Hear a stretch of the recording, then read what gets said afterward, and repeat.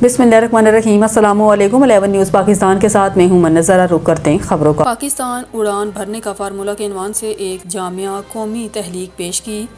उन्होंने कहा कि मौजूदा सियासी, माशी और फौजी इदारे के सरबराह को पाकिस्तान के शाही बहरान से निकालने के लिए रवायती रियासती अवामी जमहूरी इत्तेहाद के निज़ाम, नौजवान और कौमी पर मबनी इस्लाहात नागुज़ीर, फाइंडर्स में फौरी तौर पर इंतखाबात में तब्दीलियाँ, शफाफ इंतखाबात, उम्मीदवारों की असम्बलियों में 64% इंतखाबात, आम इंतखाबात में वोट, अदल इंसाफ की बालादस्ती, इत्तेहाद तमाम सियासी कैदियों की तरह निज़ाम हुकूमत की हमायत की गई। निकात में शामिल अफराद को वाज़ेह तौर पर किया गया कि इंसान किसी फ़र्द या इदारे के खिलाफ नहीं बल्कि खुद एक मजबूत और बावकार पाकिस्तान की तश्कील के लिए पेश किया गया, ताकि आपकी तालीम को कोई प्रोफेशन चलाए, आपके स्पोर्ट्स को कोई प्रोफेशन देखे, आपकी इकॉनमी को कोई प्रोफेशन देखे। उस MNA का, उस MPA का, उससे कभी उससे पहले कभी तालीम को पता उसको नहीं था कि तालीम क्या करिए, वो आके तालीम का वजीर बन जाता है, वो आके सेहत का वजीर बन जाता है, उसका स्पोर्ट्स से कोई वास्ता नहीं होता, वो आके स्पोर्ट्स का वजीर बन जाता है। ऐसे बोल कैसे चलेगा? वो लेजिस्लेटर है, वो कानून साज है, वो कानून साजी करेगा अपने पार्टी के मंशूर के मुताबिक। इसी तरह से इस वक्त पाकिस्तान को कोई ज़रूरत नहीं है, क्योंकि हम इस वक्त बहुत गरीब मुल्क बन चुके हैं, हम पे इतना उधार चढ़ गया है, हम इतने मकरूज हो गए हैं तमाम ममालिक के और तमाम इदारों के, दुनिया के जितने भी इदारे हैं। इस वक्त हमें कुछ फॉरेन स्टेप्स लेने पड़ेंगे जो कि हमें लेने चाहिए। मेरी गुजारिश है कि ये हुकूमत वो स्टेप्स ले ले, लेकिन ये नहीं लेती और आप लोग हमें सामने लाते हैं तो इंशाल्लाह हमारे मंशूर में ये स्टेप्स है कि हमने पाकिस्तान में जो प्रेसिडेंट ऑफ पाकिस्तान की पोस्ट है इसको ख़त्म कर देना है। ये जब पाकिस्तान अमीर बन जाएगा इंशाअल्लाह ताला और हम इसको अफोर्ड कर सकेंगे तो फिर हम पाकिस्तान में प्रेसिडेंट रख लेंगे। प्रेसिडेंट का मुझे आप पता है प्रेसिडेंट का क्या काम है। कभी कभार किसी न किसी कानून पे आकर साइन कर देता है, वो भी अगर वो ना करे दोबारा चला जाए तो उस पर भी कोई कानून लेके वो फिर खुद ही इफेक्टिव हो जाता है। इसके लिए हमने इतनी बड़ी प्रेसिडेंसी रखी हुई है, इसके लिए हमने इतनी ज़्यादा उसके महीने का पता नहीं कितने करोड़ों रुपयों का खर्चा है। हम ये बर्दाश्त कर सकते हैं, पाकिस्तान के बाद ये बर्दाश्त कर सकती है। इसी तरह हम तमाम दौड़स को भी खत्म करना चाहते हैं कि फिर फुट तमाम दौड़स भी खत्म हो जाए।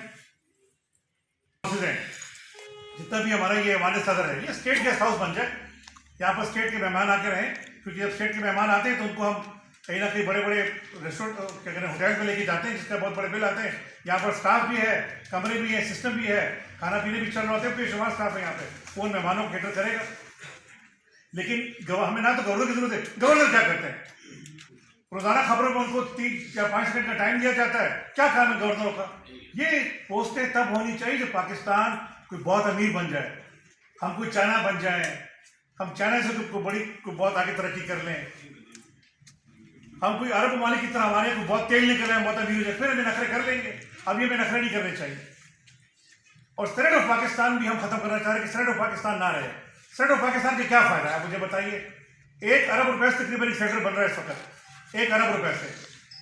वो जो पाकिस्तान की टॉप एलिट के टॉप लोग हैं वो सेंटर बनते हैं और वो कहते जब हमने 1 अरब रुपए इन्वेस्ट किया है तो हमें 2-3 अरब रुपए तो वापस मिलने चाहिए ना, क्योंकि अगली बार तो ये रेट 1 अरब रुपए का नहीं होगा, अगली बार तो रेट इसके डबल होगा, तो पहले 2 पैसे पूरे करो। तो स्टेट ऑफ पाकिस्तान का क्या काम है? क्या जरूरत है स्टेट ऑफ पाकिस्तान की? तो ये छोटी छोटी चीजें हैं, कोई रॉकेट साइंस नहीं है। ये छोटे छोटे हल हैं जिससे हमारे खर्चे कम हो सकते हैं, जिससे पाकिस्तान तरक्की कर सकता है और जिससे पाकिस्तान आगे बढ़ सकता है। तो ये कोई रॉकेट साइंस नहीं है। इस तरह बेशुमार पॉइंट्स हैं। एक और बहुत जरूरी पॉइंट है जो भी हम आपको बताना चाह रहे हैं कि एक तो हम ये चाह रहे हैं कि 50 साल में रिटायरमेंट हो जाए। दूसरा, किसी भी किस्म की कोई टेंशन ना हो।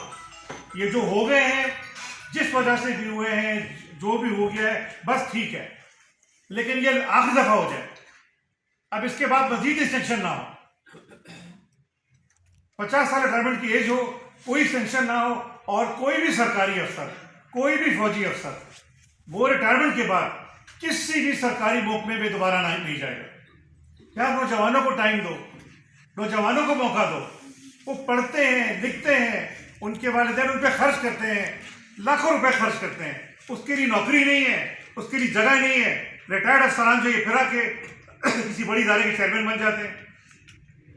बस कर दो यार, इतने आप लोगों ने सरकारी इदारों से सब कुछ हासिल कर लिया है, सब कुछ आपको मिल गया है, अब भी आप नहीं छोड़ोगे, अब फिर किसी इदारे का आपने बड़ा बनना है। आखिर हिरस की एक हद होती है ना। लेकिन ये सब कुछ कैसे ठीक होगा? ये सब कुछ तब ठीक होगा जब आप मीडिया एक नई पार्टी को, एक नई शख्सियत को मौका देंगे और टाइम देंगे।